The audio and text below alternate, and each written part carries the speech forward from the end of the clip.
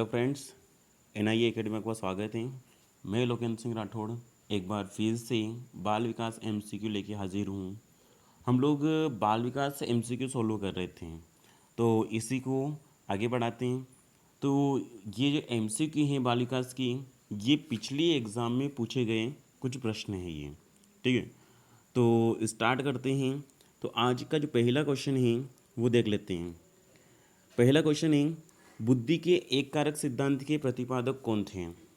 तो चार ऑप्शन है, थानडायक, बीने, स्पीयरमैन या इनमें से कोई नहीं। तो इन चार में से आपको रिप्लाई करना है कि बुद्धि के एक कारक सिद्धांत के प्रतिपादक कौन थे। तो ये लाइव चल रहा है, तो आप कमेंट बॉक्स में ज़रूर लिखें कि इसका आंसर क्या है, ठीक है। रिप्लाई कीजिए जल्दी से कि बुद्धि के एक कारक सिद्धांत के प्रतिपादक कौन है, और लास्ट में आपका स्कोर क्या रहा वो हमें कमेंट बॉक्स में ज़रूर लिखें, ठीक है। तो इसका जो आंसर है वो है बुद्धि के एक कारक सिद्धांत के प्रतिपादक जो है वो अल्फ्रेड बिने हैं, ठीक है। बिने ने सबसे पहले बिने जो है वो एक कारक सिद्धांत के प्रतिपादक हैं। इन्होंने बताया कि बुद्धि जो है वो एक कारक से मिलकर बनी है, ठीक है। अगला क्वेश्चन देख लेते हैं।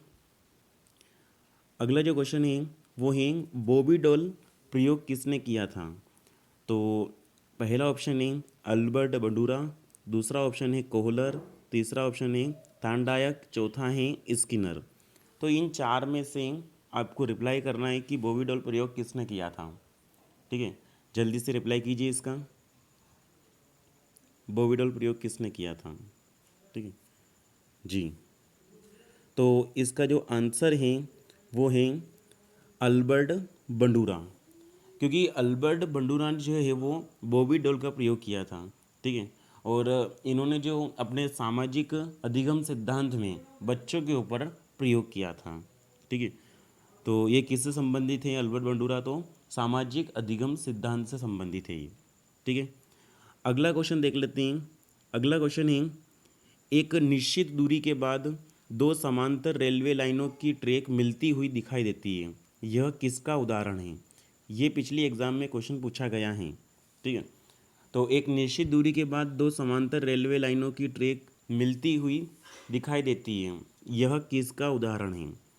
तो पहला है गति भ्रम का है, दूसरा है दृश्य भ्रम का है, तीसरा है परिदृश्य भ्रम का है, या चौथा इनमें से कोई नहीं। तो इन चार में से आपको रिप्लाई करना है कि एक निश्चित दूरी के बाद दो समांतर रेलवे लाइनों की जो ट्रैक हैं वो मिलती हुई दिखाई देती है, यह किसका उदाहरण है? तो जल्दी से रिप्लाई कीजिए इसका जी। तो इसका जो आंसर है वो है परिदृश्य भ्रम, ठीक है। मतलब कि एक निश्चित दूरी के बाद जो दो समांतर रेलवे लाइन की जो ट्रैक जो मिलती हुई दिखाई देती है, यह जो उदाहरण है ये परिदृश्य भ्रम का है, ठीक है। अगला क्वेश्चन है, सबसे पहले बुद्धि परीक्षण का निर्माण किसने किया था? तो डार्विन ने किया था, कि केरोल ने किया था, कि स्टर्नबर्ग ने किया था, कि अल्फ्रेड बिने ने किया था। तो इनमें से आपको बताना है कि सबसे पहले बुद्धि परीक्षण का निर्माण किसने किया था, ठीक है। डार्विन, केरोल, स्टर्नबर्ग या अल्फ्रेड बिने।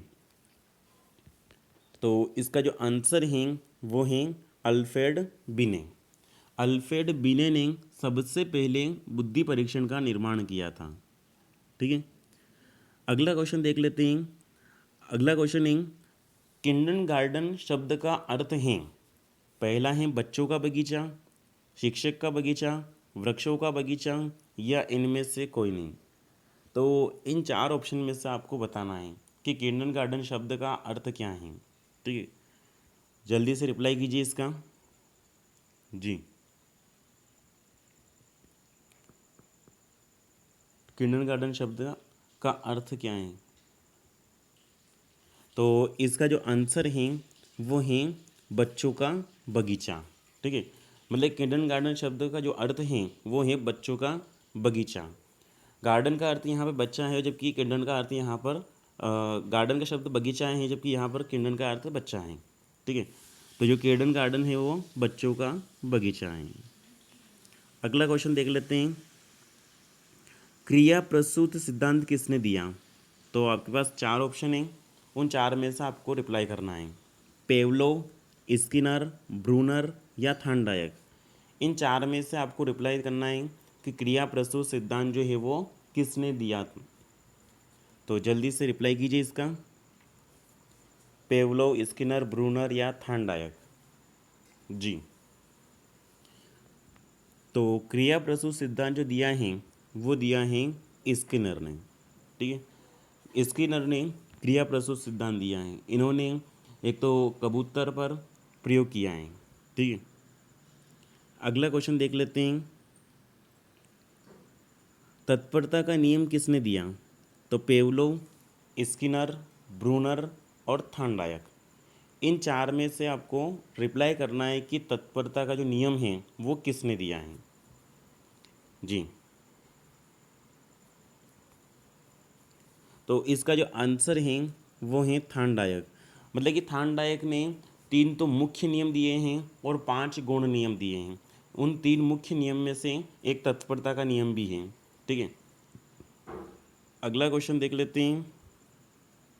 बुद्धि के द्विकारक सिद्धांत के प्रतिपादक कौन है। ठीक है, तो थार्नडायक, बिने, स्पीयरमैन या कैरोल, इन 4 में से आपको बताना है कि बुद्धि के द्विकारक सिद्धांत के प्रतिपादक कौन थे। ठीक है, तो जल्दी से रिप्लाई कीजिए।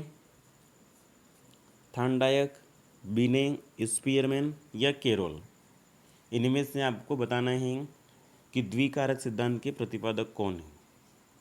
ठीक है, जी, रिप्लाई कीजिए जल्दी से। तो इसका जो आंसर है वो है स्पीयरमैन। मतलब कि बुद्धि के जो द्विकारक सिद्धांत हैं उसके जो प्रतिपादक हैं वो हैं स्पीयरमैन हैं। ठीक है, अगला क्वेश्चन है, विकास के संदर्भ में कौन सा कथन सत्य है। ठीक है, तो पहला ऑप्शन है विकास प्रौढ़ावस्था तक होता है, विकास निरंतर होता रहता है, विकास केवल शारीरिक होता है या इनमें से कोई नहीं। तो इन 4 में से आपको बताना है कि कौन सा कथन जो है वो विकास के संदर्भ में सत्य है। ठीक है, जल्दी से रिप्लाई कीजिए। तो इसका जो आंसर है वो है विकास निरंतर होता रहता है। ये सत्य कथन है, क्योंकि विकास प्रौढ़ावस्था तक होता है ये तो गलत है, क्योंकि विकास जो है वो जीवन पर्यंत होता रहता है। जहाँ तक व्यक्ति की मृत्यु नहीं होती है वहाँ तक विकास होता रहता है, जबकि विकास निरंतर होता रहता है। बिल्कुल सही है। और अगला है विकास केवल शारीरिक होता है, ये गलत कथन है, क्योंकि विकास जो है शारीरिक, मानसिक, सामाजिक और संवेगात्मक होता है। ठीक है, अगला क्वेश्चन देख लेते हैं। अगला क्वेश्चन है बाल्यावस्था का कार्यकाल है। तो 4 ऑप्शन है, इनमें से आपको बताना है कि बाल्यावस्था का जो कार्यकाल है वो है 12 वर्ष तक, 6 वर्ष तक, 18 वर्ष तक या 8 वर्ष तक। तो इनमें से आपको बताना है कि बाल्यावस्था का कार्यकाल कहाँ तक है। तो इसका जो आंसर है वो है 12 वर्ष तक। ठीक है, ये बाल्यावस्था का कार्यकाल है। अगला क्वेश्चन देख लेते हैं। अगला क्वेश्चन है वृद्धि होती है जीवन पर्यंत, निश्चित समय के लिए या उपयुक्त दोनों या इनमें से कोई नहीं।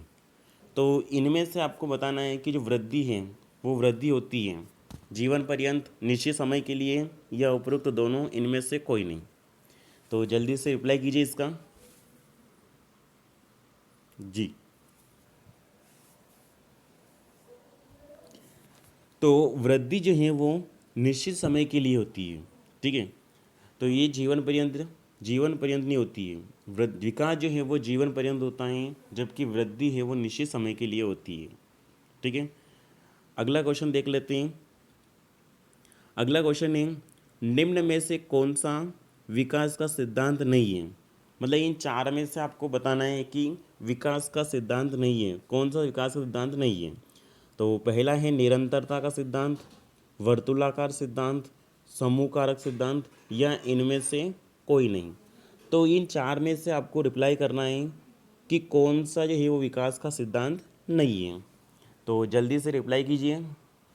जी, निम्न में से कौन सा विकास का सिद्धांत नहीं है।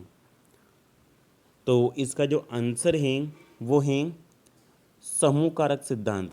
समूह कारक सिद्धांत जो है ये बुद्धि का है, जबकि निरंतरता का सिद्धांत और वर्तुलाकार सिद्धांत ये विकास का सिद्धांत है। ठीक है, तो इसका आंसर हो जाएगा समूह कारक सिद्धांत। ये समूह कारक सिद्धांत जो है ये बुद्धि का है।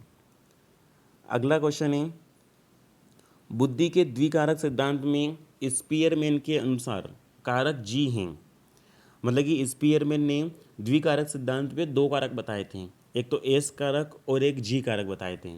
तो यहाँ पर आपको बताना है कि जी कारक क्या हैं, तो विशिष्ट कारक हैं या सामान्य और विशिष्ट कारक हैं या आनुवंशिक कारक हैं। ठीक है, तो इन चार में से आपको रिप्लाई करना है। तो जल्दी से रिप्लाई कीजिए कि जो जी कारक है वो कौन सा है, विशिष्ट कारक है, सामान्य कारक है, आनुवंशिक कारक है या सामान्य और विशिष्ट दोनों कारक हैं। तो जल्दी से रिप्लाई कीजिए जी। तो इसका जो आंसर है कि बुद्धि के द्विकारक सिद्धांत में स्पीयरमैन के अनुसार कारक जी जो हैं वो हैं सामान्य कारक हैं ये। ठीक है, अगला क्वेश्चन है, त्रिकारक सिद्धांत के प्रतिपादक कौन हैं। ठीक है, तो त्रिकारक सिद्धांत के प्रतिपादक कौन हैं। पहला ऑप्शन है थांडायक, दूसरा है बीने, तीसरा है स्पीयरमैन, चौथा है कैरोल। तो इनमें से आपको बताना है कि त्रिकारक सिद्धांत के प्रतिपादक कौन हैं। ठीक है, तो जल्दी से रिप्लाई कीजिए, त्रिकारक सिद्धांत के प्रतिपादक कौन हैं। ठीक है, और ये जितने भी क्वेश्चन सॉल्व कर रहे हैं पिछली एग्ज़ाम में पूछे गए क्वेश्चन है ये। ठीक है, और डेली इसी समय लाइव क्लास रहेगी बाल विकास MCQ की। ठीक है, तो आप लोग इसी समय डेली जुड़ जाइएगा 5 बजे। तो इस त्रिकारक सिद्धांत के प्रतिपादक कौन हैं, तो इसका जो आंसर है वो है स्पीयरमैन। ठीक है, स्पीयरमैन ने त्रिकारक सिद्धांत प्रतिपादित किया था। जैसे कि जो दो कारक थे, एक तो थे जी कारक, एस कारक, सामान्य कारक और विशिष्ट कारक। इसके साथ साथ इन्होंने बताया था कि एक कारक और है जो है समूह कारक हैं। तो त्रिकारक सिद्धांत के प्रतिपादक भी स्पीयरमैन है और द्विकारक सिद्धांत के प्रतिपादक भी स्पीयरमैन है, जबकि एक कारक सिद्धांत के प्रतिपादक बिने हैं। अगला क्वेश्चन देख लेते हैं, निम्न में से किसने वन मनुष्य चिंपांजी पर प्रयोग किए। तो किसने वन मनुष्य चिंपांजी प्रयोग किए, थांडायक, पेवलोव, कोहलर या स्किनर। तो इन चार में से आपको रिप्लाई करना है कि किसने वन मनुष्य चिंपांजी पर प्रयोग किए थे। ठीक है, तो जल्दी से रिप्लाई कीजिए। तो इसका जो आंसर है वो है कोहलर। ठीक है, कोहलर ने वन मनुष्य चिंपांजी पर प्रयोग किए और ये गेस्टोल्डवाद से संबंधित हैं। कोहलर है, वर्दीमर और कोफ्का हैं, ये गेस्टोल्डवाद से संबंधित हैं। ठीक है, इन्होंने गेस्टोल्ड थ्योरी दी थी। तो वन मनुष्य चिंपांजी पर जो प्रयोग किए वो कोहलर ने किए थे। ठीक है, तो आज के लिए काफ़ी है। हमारे चैनल को लाइक करें, सब्सक्राइब करें और ज़्यादा से ज़्यादा लोगों तक शेयर करें। ठीक है, थैंक यू।